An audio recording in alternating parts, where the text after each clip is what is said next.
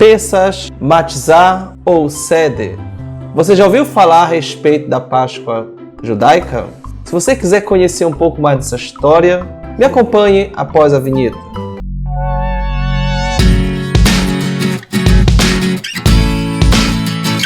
Olá, eu sou o pastor Júlio Miranda e hoje eu vou estar tratando a respeito de um assunto muito importante, a Páscoa judaica. Bem, segundo a cultura dos judeus, ela é comemorada 8 dias de festa e simboliza um dos momentos mais importantes de libertação do povo judeu. Por volta de 1250 a.C., ela faz referência ao êxodo de Israel após o flagelo das 10 pragas do Egito, que ocorreu durante o reinado de Ramsés II.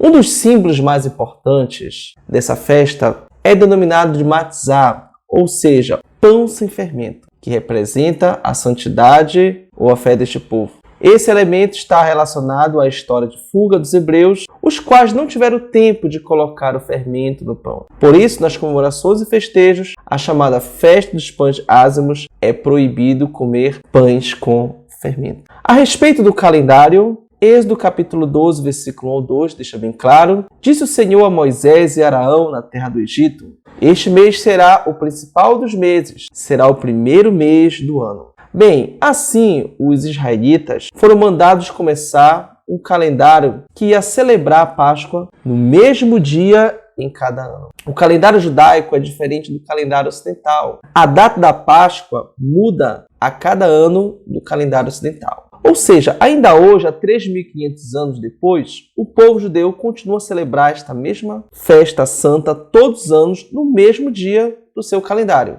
em memória do evento do Egito e por causa do mandamento que lhe foi dado naquela época. Ou seja, o calendário da Páscoa cristã acompanha o judaico. O judaico é sempre a mesma data. O cristão muda todos os anos. Êxodo. A 10ª praga que foi ordenada por Deus foi que todos os primogênitos morreriam naquela noite, exceto aqueles que ficassem em casa onde um cordeiro tivesse sido sacrificado e o seu sangue tivesse sido esfregado nas 2 ombreiras e na verga da porta. Ou seja, foi dada uma ordem e essa ordem era que fosse colocado o sangue do cordeiro sobre as ombreiras e o anjo da morte que iria passar sobre as casas, as famílias, ele iria atacar os primogênitos, que era a 10ª praga. Bem, como o faraó e as outras pessoas que não eram judeus não haviam passado esse sangue, a perca de Faraó, no caso, em não obedecer, seria o seu filho e herdeiro que morreria. Também, cada casa no Egito perderia o seu primogênito, caso os seus habitantes não sacrificassem um cordeiro aplicado, o sangue, por volta da porta. Portanto, o povo do Egito estava a enfrentar uma crise nacional. Contudo, nas casas onde um cordeiro tivesse sido sacrificado e o sangue dele tivesse sido aplicado nas ombreiras, essa promessa ia acontecer tudo corretamente. A morte ia passar por cima daquelas casas. Por isso que é o termo Pessach, Porque quando o anjo da morte via aquele sangue nas ombreiras, ele pulava, ele saltava, ele fazia uma passagem. Ele não entrava naquela casa, ele não matava aquele primogênito, e sim passava, dava um determinado livramento. A respeito do sacrifício, em João, capítulo 18, a partir do versículo 28, deixa bem claro que depois levaram Jesus para o pretório, a casa de Pilatos, o governador romano, e eles não entraram no pretório para não se contaminarem, mas para poderem comer a Páscoa. Pilatos disse para os líderes judeus: é costume entre vós que eu vos solte alguém por ocasião da Páscoa. Queres, pois, que eu vos solte o rei dos judeus? Então todos gritaram novamente: não estes. Bom, essa é uma forma de entender que a ligação entre a crucificação de Jesus e a antiga festa judaica havia uma correlação, havia uma corroboração, uma confirmação, segundo até os Talmudes dos judeus. Bem, isso quer dizer que Jesus ele foi pendurado na véspera da Páscoa. Assim como o cordeiro que era morto na véspera da Páscoa, Jesus também praticamente foi morto ele foi preparado, né, na véspera da Páscoa. Portanto, Jesus foi preso e executado no dia da antiga festa dos judeus, a Páscoa, né? Mesmo na Páscoa, no dia que os cordeiros são mortos em memória dos cordeiros que salvaram os primogênitos 1500 anos antes de Cristo. Então, aqueles cordeiros do Antigo Testamento, eles faziam uma referência, né? Eles tendenciavam a Cristo. Assim como aqueles cordeiros salvaram várias famílias dos judeus, dos israelitas, assim também Cristo ele salvou a geração que crê nele. A correlação está em João 1:29. João Batista deixa bem claro: eis o Cordeiro de Deus que tira o pecado do mundo. Aqui nós vimos um sinal em que Jesus é o Cordeiro de Deus, ele foi crucificado, sacrificado, no mesmo dia quando todos os deuses que viviam naquela época estavam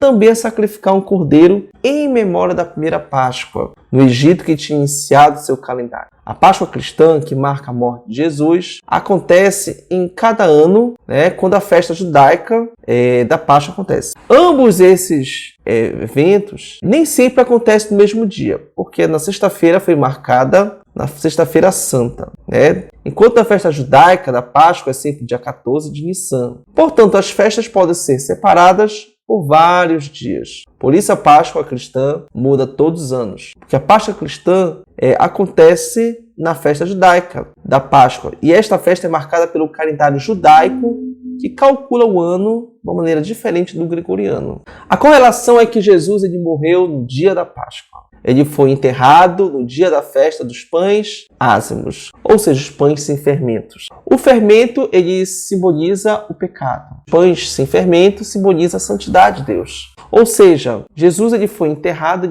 né, nesse dia que os judeus, os israelitas, eles comem esse pão sem fermento. E Jesus ressuscitou no dia da festa das colheitas. Em 1 Coríntios capítulo 15 e 20, o apóstolo Paulo deixa bem claro: Jesus foi primícias, ou seja, ele ressuscitou. Então, o sinal de Abraão, que o lugar onde o carneiro morreu em vez de Isaac, era o Monte Moriá, né? Um paralelo do lugar próximo a Gólgota. Ou seja, assim como Abraão ele iria sacrificar o seu filho, né, por ele amar tanto, Deus ele providenciou um cordeiro. E esse cordeiro é uma referência que no futuro seria a Jesus Cristo, né? O cordeiro que tira o pecado do mundo. Então, a gente percebe que onde Jesus lhe foi sacrificado, muito mais tarde, segundo as narrativas desde Abraão, indicava um lugar que Isaac também seria sacrificado. É um paralelo entre eles dois. A festa judaica da Páscoa indicava a morte de Jesus e designava no calendário o dia exato da morte de Jesus. Nas duas narrativas, o cordeiro foi sacrificado, mostrando que não foi só uma coincidência usada para indicar a morte de Jesus. Cerimônia no jantar. A Páscoa judaica é inaugurada com o Seder, ou seja, o jantar no qual as famílias judaicas reúnem-se para relembrar e celebrar a libertação do povo hebreu. O jantar é realizado dentro de uma estrutura litúrgica que inclui a leitura do Haggadah, que é o livro que contém a história da libertação dos hebreus, e o consumo dos alimentos, cada qual a sua ordem específica. Os judeus, durante o Pêssach, não comem nada fermentado, e a celebração inclui uma série de alimentos que possuem cada qual uma simbologia diferente. O que os judeus comem na Páscoa? O matzá, que é um pão sem fermento. Na tradição hebraica, os judeus, quando foram autorizados a sair do Egito, não conseguiram esperar o pão fermentar. E por isso ele é feito de uma massa bem fina. O vinho é especial para o Pêssach, que não é fermentado. São servidos com a taça de vinho durante o Seder. O zeroá, né, pedaço de osso com carne que foi tostado e simboliza o sacrifício. Esse, no caso, era um cordeiro que ele teria que ser macho, teria que ter 1 ano, não podia ter osso quebrado e não podia ter defeitos. É uma simbologia de Jesus, né? E Jesus também, antes de morrer, ele também seus ossos não foram quebrados, né? Ele era homem, né? Não tinha defeitos, simbolizando, né, o sacrifício perfeito. Então, assim, essa carne ela não podia ser cozida, né? Ela não podia ser crua, ela tinha que ser, né, tostada, ou seja, assada. para poder servir as famílias israelitas, desde aquelas grandes como aquelas pequenas. Não poderia sobrar nada para o outro dia.